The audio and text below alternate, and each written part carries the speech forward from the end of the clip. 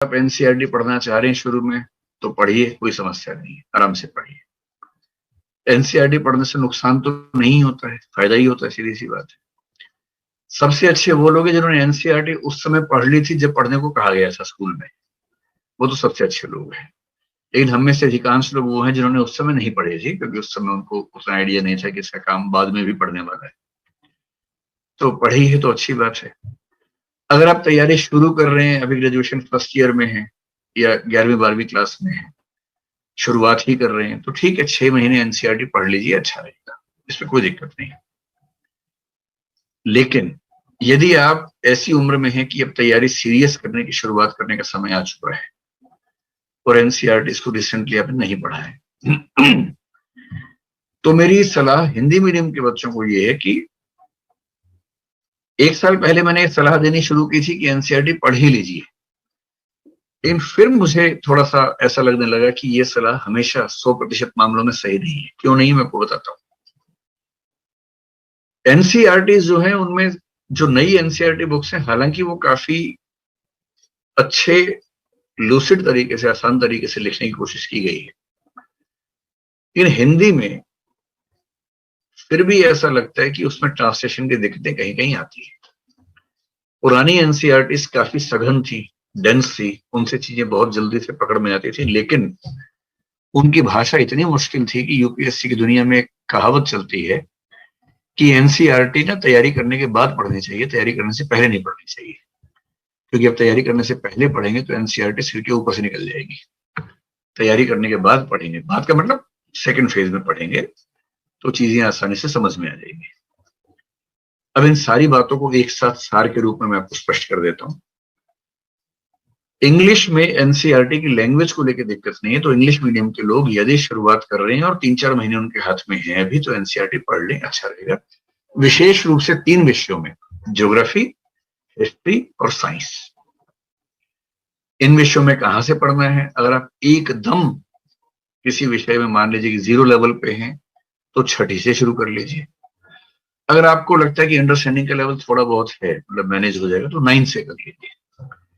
और यदि आपने उस विषय में अच्छी खासी पढ़ाई की हुई है और आपकी कमांड ठीक ठाक है तो आप 11th से भी कर सकते हैं, लेकिन एक रीजनेबल तरीका यह कि 9th क्लास से एनसीईआरटी को पढ़िए, 3 विषयों में, हिस्ट्री, ज्योग्राफी और साइंस।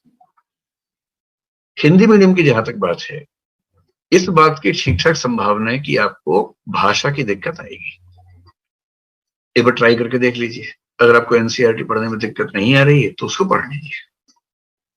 अगर दिक्कत आती है समझने में, तो एक अच्छा तरीका इसका ये है कि पहले आप आईएएस की तैयारी शुरू कीजिए बाकी बुक से या क्लासेस से, और जब इस सेगमेंट को हल्का फुल्का पढ़ चुके हो, ठीक से पढ़ चुके हो, फिर एक बार एनसीईआरटी को बहुत तेजी से पढ़ लीजिए, क्योंकि जो एनसीईआरटी वैसे आप पढ़ेंगे शायद 10 दिन में, उसके बाद पढ़ेंगे 2 दिन में उसको। और तब आपको 2 दिन में सिर्फ ये पढ़ना है तेजी से कि क्या कोई ऐसा पॉइंट है जो एनसीईआरटी में लिखा है और मुझसे मिस हो गया है। मेरी व्यक्तिगत राय ये है कि ये तरीका हिंदी मीडियम में ज्यादा सहज है कि पहले एक बेसिक तैयारी कर लीजिए, उसके बाद एनसीईआरटी को देख लीजिए। एग्जाम में जाने से पहले एक नजर देखने में दिक्कत नहीं है।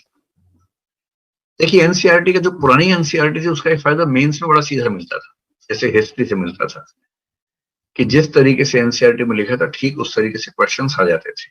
जैसे ब्रिटिश भारत में प्रेस का विकास कैसे हुआ, या ब्रिटिश भारत में कानूनों का विकास कैसे हुआ, ये सब चीजें वैसी की वैसी उसमें लिखी हुई थी। नई एनसीईआरटीज में ठीक इस फॉर्मेट में चीजें मिलती नहीं।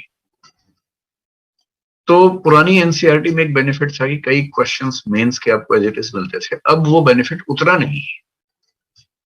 रही बात प्रीलिम्स की, तो प्रीलिम्स के लिए मेरी सलाह ये है कि एक बुक सीरीज है, प्रीलिम्स प्रैक्टिस सीरीज नाम से, जिसमें बहुत सारे प्रश्नों का अभ्यास है, हजारों प्रश्न है ऐसे। एनसीईआरटी के लिए भी प्रश्नों की सीरीज आजकल उपलब्ध है, हम भी निकालते हैं और भी लोग निकालते हैं, बहुत सारे पब्लिकेशंस निकालते हैं।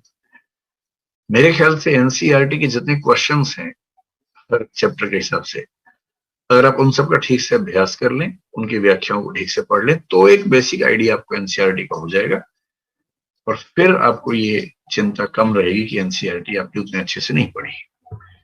तो पूरी बात का सार अगर एक वाक्य में कहना हो तो ये है कि एनसीईआरटी पढ़ चुके हैं तो बहुत अच्छी बात है, नहीं पढ़ी है और उसको पढ़ने में दुविधा लगती है तो शुरुआत में उसको छोड़ के आगे बढ़ सकते हैं, चिंता मत कीजिए।